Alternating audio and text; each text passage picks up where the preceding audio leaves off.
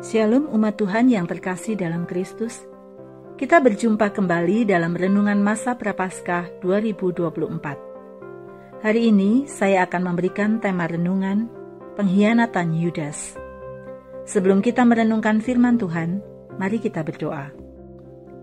Bapa, kami bersyukur untuk hari yang Tuhan berikan buat kami. Memasuki Minggu Prapaskah ke-6 ini, peringatan kematian Kristus semakin mendekat. Kami ingin memahami lebih dalam ketika Yesus makan bersama para murid. Kami ingin menghayati saat-saat Yesus mengalami sebuah pengkhianatan yang dilakukan oleh Yudas. Kiranya Tuhan menyatakan isi hatimu supaya kami mengerti bagian firman-Mu ini, dan supaya kami menjalani hidup yang sesuai dengan kehendak-Mu. Kiranya Roh Kudus mampukan kami. Dalam nama Allah Bapa, Anak, dan Roh Kudus kami berdoa. Amin. Bacaan kita hari ini terambil dari Yohanes 13 ayat 21 sampai 30. Dan sebagai ayat nats akan kita baca dari Yohanes 13 ayat 21 yang berbunyi demikian.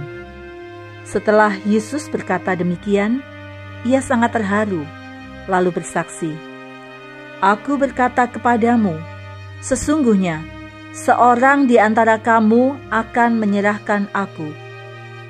Sedemikian pembacaan firman Tuhan. Berbahagialah setiap kita yang mendengar dan melakukan firman Tuhan dalam kehidupan kita setiap hari.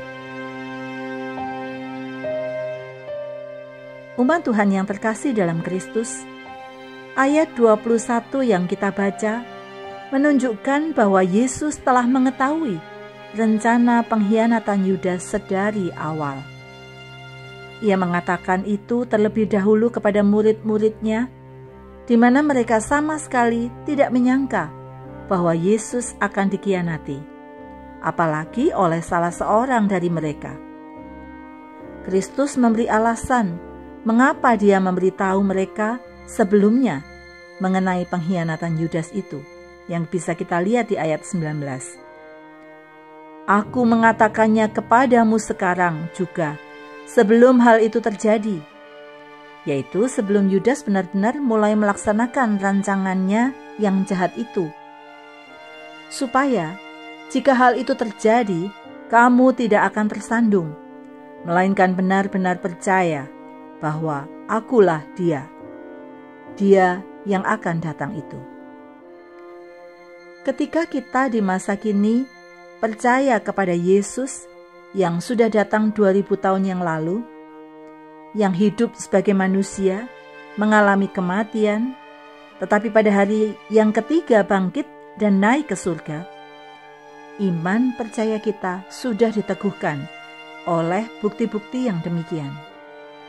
Pertama, melalui pengetahuan Kristus yang jelas dan benar mengenai hal-hal yang akan terjadi, Kristus telah memberikan bukti bahwa Ia adalah benar-benar Allah, yang di hadapannya segala sesuatu telanjang dan terbuka. Yang kedua, Kristus sudah tahu bahwa Yudas akan mengkhianatinya, bahkan saat kelihatannya tidak ada alasan apapun untuk mencurigai salah satu dari muridnya. Sehingga dengan demikian, Kristus telah memberikan bukti bahwa dirinya adalah firman yang kekal itu, yang sanggup membedakan pertimbangan dan pikiran hati manusia.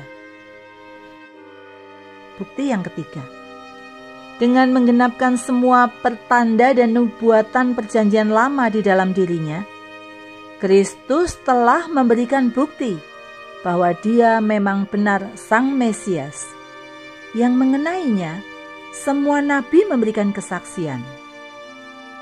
Seperti yang ada tertulis demikian, "Bukankah Mesias harus menderita semuanya itu untuk masuk ke dalam kemuliaannya?" Bercermin pada kegagalan Yudas untuk dapat menjadi murid Tuhan yang setia, marilah kita menyadari bahwa bukan berapa banyak dan berapa lama kita menjadi orang Kristen, tetapi seberapa dalam kita mengenal Yesus Kristus Tuhan kita? Apakah kita mengenal Yesus sebagai Tuhan dan Allah kita? Apakah kita mengenal Yesus sebagai firman yang kekal itu? Apakah kita meyakini Yesus adalah Sang Mesias yang dijanjikan seperti kesaksian para nabi? Karena kasih dan kebaikannya, Kristus telah menerima seseorang masuk sebagai anggota keluarganya walaupun dia telah mengetahui dari mulanya bahwa orang tersebut seorang pengkhianat. Bisa saja ada dari kita yang mengaku sebagai pengikut Kristus, tetapi kita tidak sungguh-sungguh mengenalnya. Mari kita evaluasi dan merenungkan dalam kehidupan kita. Pengkhianatan kiranya cukup hanya terjadi waktu itu, dan kiranya kita menjadi murid-Nya yang setia. Mari kita berdoa. Bapa, firman-Mu mengingatkan kepada kami bukan soal banyak dan lamanya kami mengikut Kristus, tetapi dibutuhkan pengenalan yang benar, sehingga kami boleh tetap setia mengikut Tuhan. Kami mohonkan kuasa kasih Kristus, penyertaan dan berkat Tuhan, dalam nama Allah Bapa, Tuhan Yesus Kristus, dan Roh Kudus.